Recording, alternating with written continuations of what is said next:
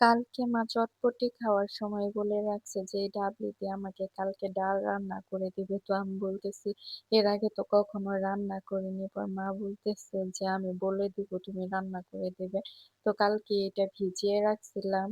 তো এরপর ধুয়ে তো প্রেসার কুকারে বসায় দিছি। আর এদিকে আবার আদা রসুন বাটাও ছিল না। তো এই তো আদা রসুন ছিলে ব্লেন্ডার করে নিতেছি।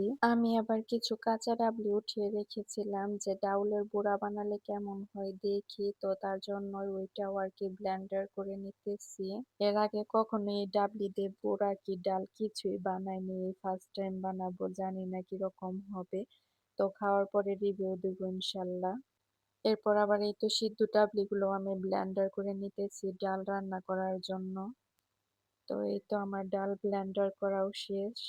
সরি ডাল না ডাবলি আরকি। তো এখন ব্লেন্ডার করে নিতেছি। এখন পরিমাণ মতন পানি দিয়ে এটাকে এখন জাল দিয়ে নিব।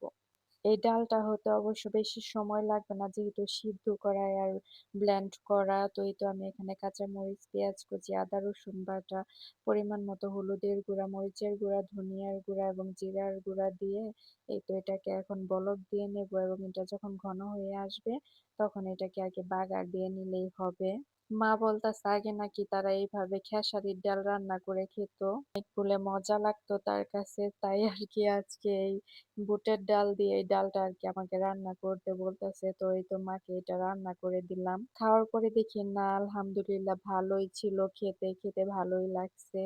এরপর আজকে আর রান্না করব মাছের মাথা দিয়ে জলপাই দিয়ে টক রান্না করব। আজকে অবশ্য সব খাবারই মার পছন্দের রান্নাই হচ্ছে। আর আমার শাশুড়ির যা, যা পছন্দ আমার মেয়েরও তাই, তাই পছন্দ। আরকি তাসফিয়া ওর দাদুর মতন মাছের মাথা খেতে খুব পছন্দ করে। মা এমনি বড় মাছ খায় না। কিন্তু মাছের মাথা খেতে একটু পছন্দ করে আরকি। কাটা নাকি খেলে অনেক ভালো লাগে উনার। তো এই তো আজকে মাছের মাথা দিয়ে এই তো জলপাই দিয়ে টক রান্না করব। তা আজকেও আর বেশি কিছু রান্না করব না। তো মাছের মাথা তো আবার তাসফিয়া অনেক পছন্দ করে। আজকে আর কিছু রান্না করতে হবে না। ওর তো এই তরকারি হলে আর কিছুই লাগবে না আজকে। আর দেখুন কালকে যে তরকারি রান্না করছিলাম ওইটাও রয়ে গেছে। ইদানিং তো আমাদের তরকারি মনে হয় শেষই হয় না। ওইটাও গরম করে নিছি। আর এই তো সন্ধ্যার দিকে আবার ডিম পিঠা বানাবো। আর এই তো এখন এখানে কাঁচামরিচ, পেঁয়াজ কুচি দিয়ে ডিম দিয়ে খুব ভালো করে মেখে নিচ্ছি লবণ দিয়ে। এখন এই তো এখানে আমি ১ কাপ পরিমাণ আটা এবং 1/2 কাপ পরিমাণ চালের গুঁড়া দিয়ে মিশিয়ে নিতেছি। এরপর আবার আমি এখানে ১ টেবিল চামচ কর্নফ্লাওয়ারও দিয়েছি। এটা দিলেও হবে না দিলেও হবে আরকি হাতের কাছে ছিল তাই দিয়ে দিলাম আরকি।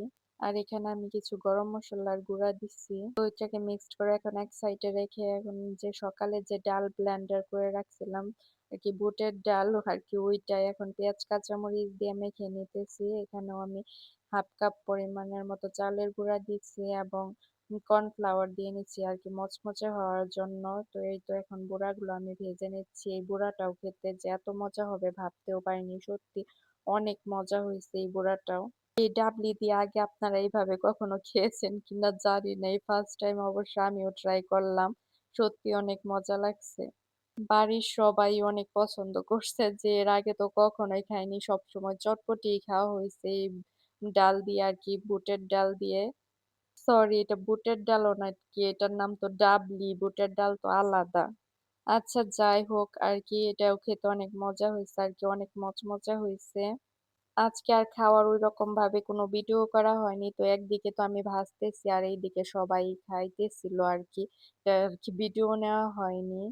কারণ যেকোনো ভাজা পোড়াই কিন্তু গরম, গরম খেতে অনেক ভালো লাগে। তো আমি একদিক দিয়ে ভাজতেছিলাম আর একদিক দিয়ে সবাই বসে, বসে খাচ্ছিল। এরপর আমি এই তো ডিম পিঠাগুলো বানিয়ে নিতেছি। তো এই তো আমি একে, একে সবগুলো ডিম পিঠা বানিয়ে নিচ্ছি। ডিম পিঠাগুলোও খেতে অনেক মজা হয়েছে। তো আপনারা এর আগে কেউ ডিম পিঠা খাইছেন কিনা অবশ্যই কমেন্টে জানাবেন। তো আজকের ভিডিওটি এ পর্যন্তই। দেখা হবে অন্য কোনো ভিডিওতে। সবাই ভালো থাকবেন। আল্লাহ হাফেজ। আসসালামু আলাইকুম।